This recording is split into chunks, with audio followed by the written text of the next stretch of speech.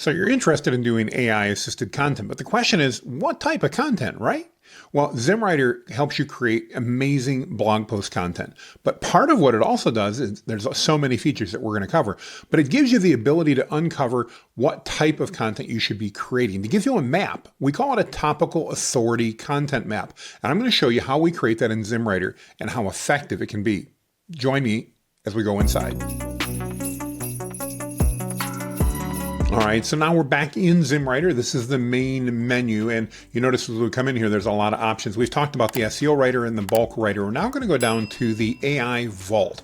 We need to click on the AI Vault, and there's a number of options that come up, but today we're going to be focused on the topical authority generator. Why? I want to show you how it is you can use AI to create amazing topic maps to help you know what type of content you should be creating for your audience. So let's walk through and show you how this works. So this is really simple. We start with a broad concept, and this is really important. You don't want to get too specific. So let's just say we're talking, and maybe I'm a roofer and I want to become known as the best roofer in my area. I don't want to talk about roofing in my city. I want to be able to talk about residential roofing, or if we do residential and commercial, both of those. So let's go ahead and do that. We'll run a sample here, and we're going to talk about residential roofing repair. We're going to focus on that general topic. Actually, we'll just make it, let's make it installation and repair. A little bit broader. I want to have broad here because we're going to have the opportunity to drill down. This doesn't have to be super specific. Then we get to set our limits. We get a total of 900 total options, actually 1,000 now going through this. So it's going to be your topical clusters times your long tail times your blog titles. I'll explain each of those to you. First, we need to determine how many topical clusters. So underneath the concept or the topic of residential roofing installation and repair, how many topics do we want to talk about? I find as a general rule, if we're trying to get a good broad list, understanding that we're going to get rid of some of them because they're not all going to be great ideas, we're going to start with 20 topical clusters. That would probably mean we'll end up with 15, and that's a lot. Next, long tails. How many long tail keywords do you want it to find per area? So in this case, I'm going to say 20. Let's go ahead and we'll find 20 per area. So in other words, for each of the subtopic clusters, it's going to identify 20 long tail keywords.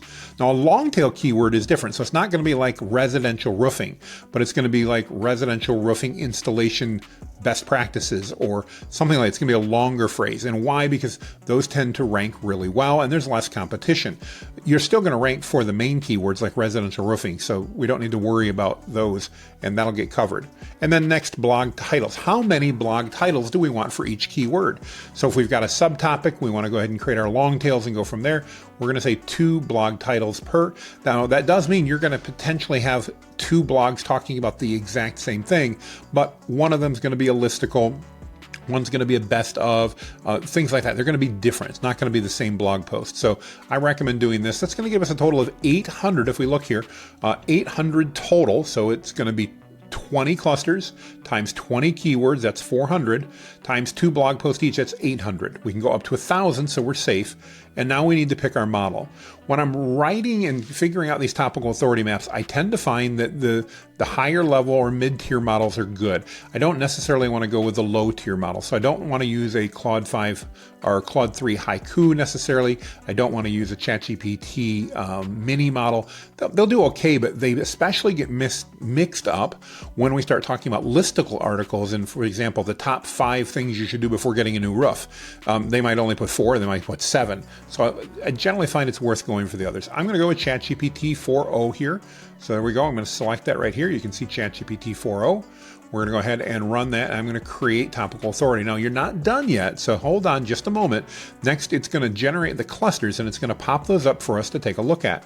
So we've got a bunch of different topic clusters. Now these would all be underneath residential roofing installation and repair.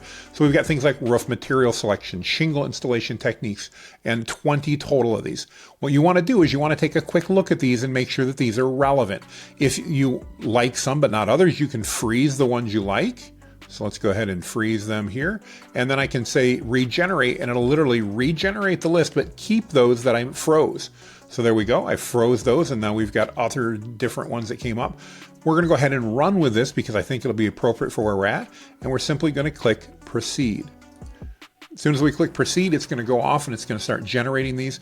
We'll be back in a minute with this finished topic cluster and I'll show you what we do with it. All right, so a few minutes have gone by. I paused the video, so it may not have seemed like it on the video, but a few minutes have gone by and it's created our sheet. Just, the more things we do, we did 800, the longer it takes, obviously, to complete. Let's go take a look and see what this looks like. So you can see we got our, notice it's done. We can go ahead and click on it in Finder. I'm going to go actually head into Google, and we're going to go ahead and upload this a minute here. Let's go ahead, my windows are a little off, so let's grab and see if we can figure out. And that's all right. We're going to upload it here, and I'm going to open it in Google Docs because that makes it super simple.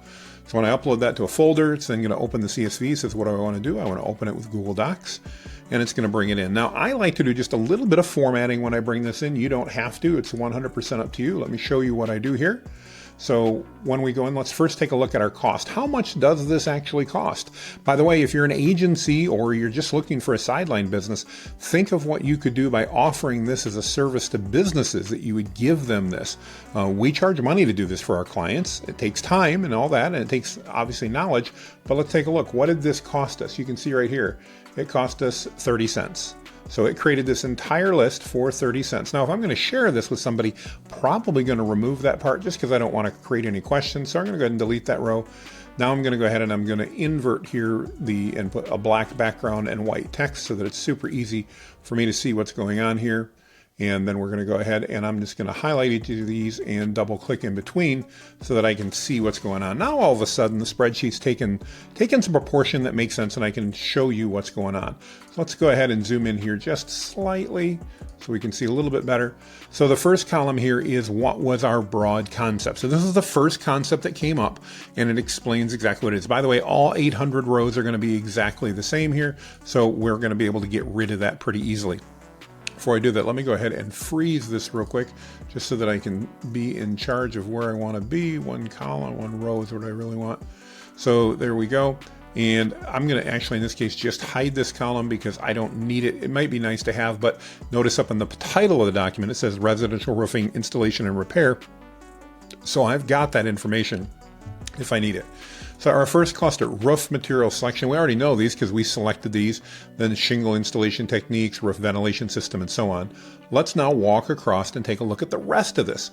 So the first is, we said we wanted 20 long tail keywords. So we've got 20 long tail keywords. We're in row 2, we'll go down to row 21, and look at that. We've got, actually, we did, I think, 2 per, so we'll go down to row 40 something here, 42, there we go. And we've got 40 things. 20 topics, 2 per topic, 40.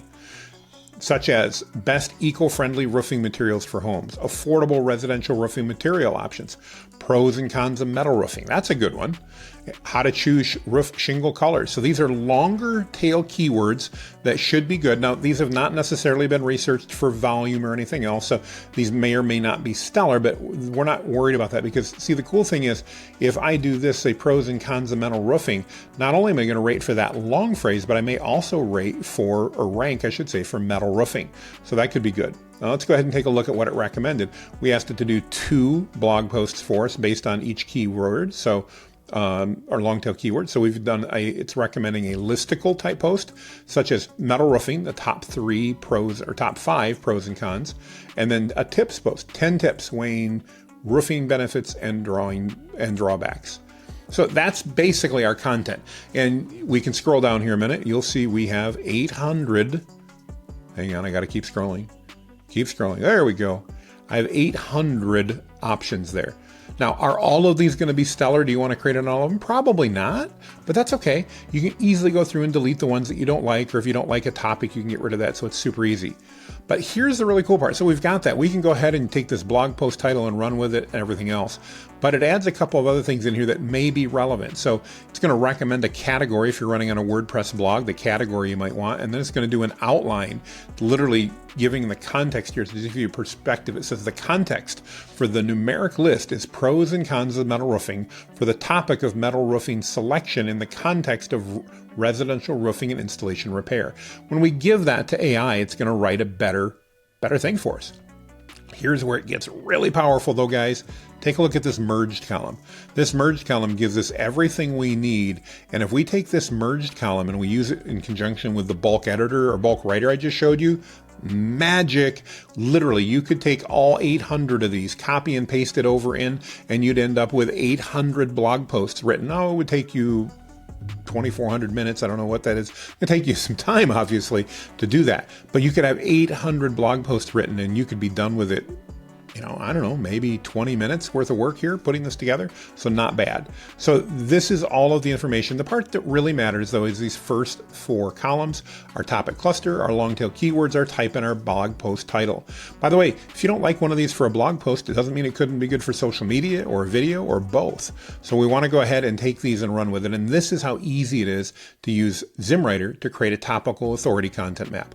I'd love to hear your questions. Let me know down below. I hope this overview of how we use the topical authority generator inside of ZimmWriter has been effective, and that you can see how impactful it can be when you use AI tools like this inside of ZimmWriter to create maps of contents to answer the questions and the topics that your audience wants you to write about, the content they want to see. And then how we can leverage that content, not only in ZimmWriter to create amazing blog posts, but then to create social media posts off of those and to create videos off of those, truly creating topical authority for you and establishing yourself or your clients, if you're an agency, as the go-to expert in your niche. If you've got questions, let me know, but make sure you try out this topical authority generator. It's powerful.